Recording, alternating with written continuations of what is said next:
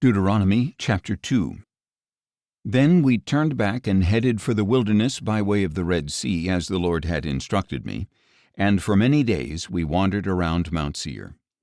At this time the Lord said to me, "You have been wandering around this hill country long enough. Turn to the north and command the people. You will pass through the territory of your brothers, the descendants of Esau, who live in Seir. They will be afraid of you, so you must be very careful. Do not provoke them, for I will not give you any of their land, not even a footprint, because I have given Mount Seir to Esau as his possession. You are to pay them in silver for the food you eat and the water you drink. Indeed, the Lord your God has blessed you in all the work of your hands. He has watched over your journey through this vast wilderness. The Lord your God has been with you these 40 years, and you have lacked nothing." So we passed by our brothers, the descendants of Esau, who live in Seir. We turned away from the Arabah road, which comes up from Elath and Ezion-Geber, and traveled along the road of the wilderness of Moab. Then the Lord said to me, "Do not harass the Moabites or provoke them to war, for I will not give you any of their land, because I have given Ar to the descendants of Lot as their possession." The Emites used to live there, a people great and many, as tall as the Anakites. Like the Anakites, they were also regarded as Rephaim, though the Moabites called them Emites. The Horites used to live in Seir, but the descendants of Esau drove them out. They destroyed the Horites from before them and settled in their place, just as Israel did in the land that the Lord gave them as their possession. "Now arise and cross over the brook of Zered." So we crossed over the brook of Zered. The time we spent traveling from Kadesh Barnea until we crossed over the brook of Zered was 38 years, until that entire generation of fighting men had perished from the camp, as the Lord had sworn to them. Indeed, the Lord's hand was against them to eliminate them from the camp until they had all perished. Now when all the fighting men among the people had died, the Lord said to me, "Today you are going to cross the border of Moab at Ar.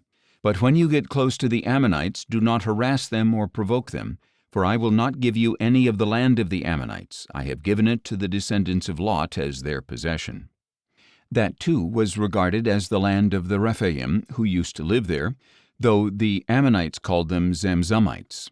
They were a people great and many, as tall as the Anakites.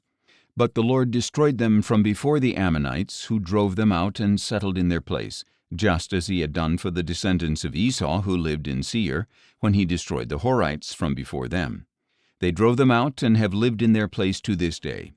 And the Avim, who lived in villages as far as Gaza, were destroyed by the Caphtorites, who came out of Caphtor and settled in their place. "Arise, set out, and cross the Arnon valley. See, I have delivered into your hand Sihon the Amorite, king of Heshbon, and his land. Begin to take possession of it, and engage him in battle. This very day I will begin to put the dread and fear of you upon all the nations under heaven. They will hear the reports of you and tremble in anguish because of you." So from the wilderness of Kedemoth I sent messengers with an offer of peace to Sihon king of Heshbon, saying, "Let us pass through your land. We will stay on the main road. We will not turn to the right or to the left. You can sell us food to eat and water to drink in exchange for silver. Only let us pass through on foot, just as the descendants of Esau who live in Seir and the Moabites who live in Ar did for us, until we cross the Jordan into the land that the Lord our God is giving us." But Sihon king of Heshbon would not let us pass through, for the Lord your God had made his spirit stubborn and his heart obstinate, that he might deliver him into your hand, as is the case this day. Then the Lord said to me, "See, I have begun to deliver Sihon and his land over to you. Now begin to conquer and possess his land." So Sihon and his whole army came out for battle against us at Jahaz. And the Lord our God delivered him over to us, and we defeated him and his sons and his whole army.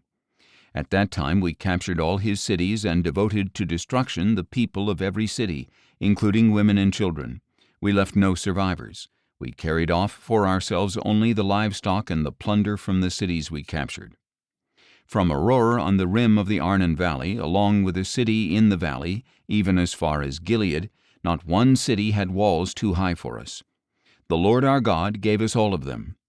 But you did not go near the land of the Ammonites, or the land along the banks of the Jabbok River, or the cities of the hill country, or any place that the Lord our God had forbidden.